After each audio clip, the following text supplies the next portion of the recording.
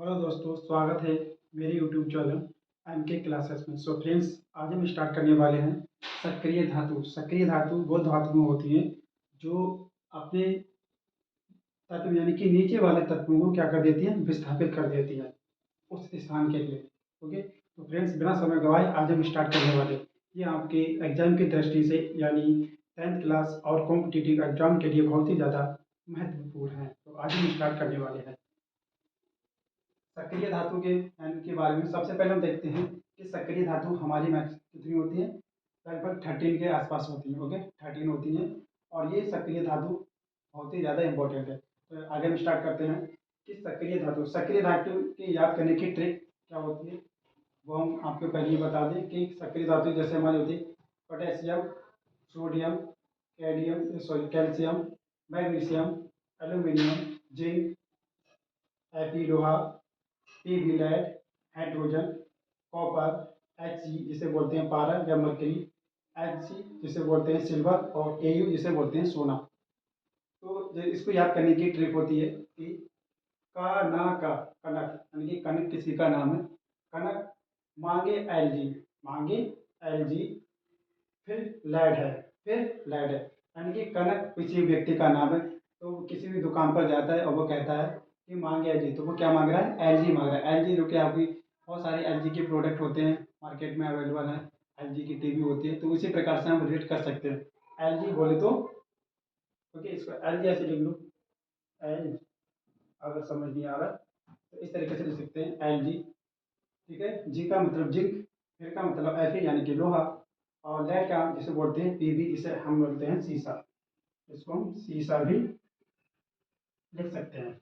है का मतलब आप समझते हैं हाइड्रोजन।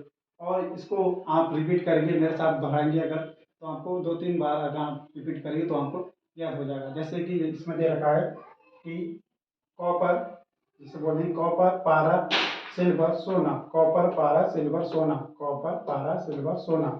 ओके, इसको रिपीट करिए। ये तो 4 एलिमेंट है, आप इसको याद कर सकते हैं, कॉपर, पारा, सिल्वर, सोना। ओके, तो सबसे पहले इसमें जो क्वेश्चन बनता है वो इस प्रकार से बनता है कि सबसे अधिक क्रियाशील धातु कौन सी होती है और सबसे कम क्रियाशील धातु कौन सी होती है। ये आपके मल्टीपल चॉइस यानी कि मल्टीपल चॉइस कॉम्पिटिटिव एग्जाम में और आपके 10th क्लास में बहुत ही ज़्यादा इंपॉर्टेंट और इंटरव्यू में आ सकते हैं।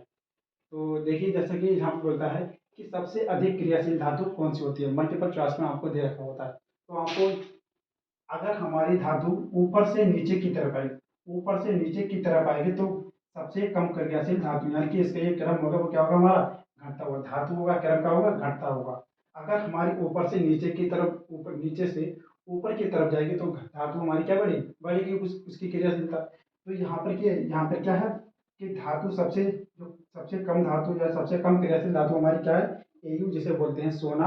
और सबसे अधिक क्रियाशील धातु हमारी क्या है, के यानी कि बोले पोटेशियम। ओके, देखिए कि अब ये यहाँ से हमारा जैसे हाई स्कूल में कभी कभी आ जाता है, इस तरीके की हमें रिएक्शन दे रखी होती है और हमें उसको क्या करना होता है, पूरा करना होता है।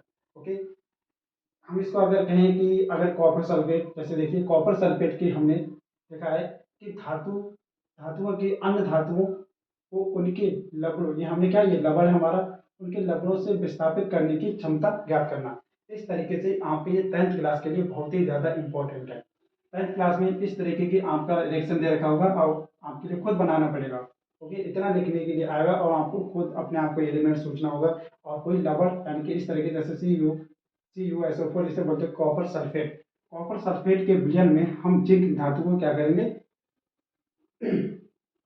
जिंक धातु को विलय कराएंगे। जब जिंक धातु को हम विलय कराएंगे तो ये जिंक क्या है, जिंक हमारी क्या है यहाँ पे, और क्या दे रखा है, Cu हमारा यहाँ पे Fe। तो ये जिंक क्या करेगा, इसको विस्थापित कर देगा, यानी कि इसको इसके स्थान से क्या कर देगा, रिप्लेस कर देगा। रिप्लेस करने के बाद यहाँ पे क्या कर देगा, हटा देगा।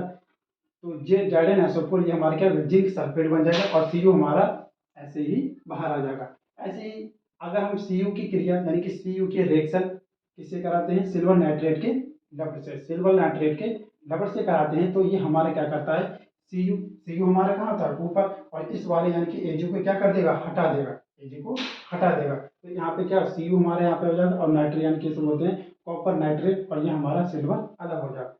तो फ्रेंड्स, आज के लिए इतना ही। ऐसे हमें छोटी छोटी ट्रिक के हिसाब से मैं आपके लिए वीडियो प्रोवाइड कराता रहूँगा। अगर आप हमारे चैनल पर नए हैं तो चैनल को सब्सक्राइब कीजिए, लाइक करिए, कमेंट कीजिए, शेयर कीजिए। Thank you for watching.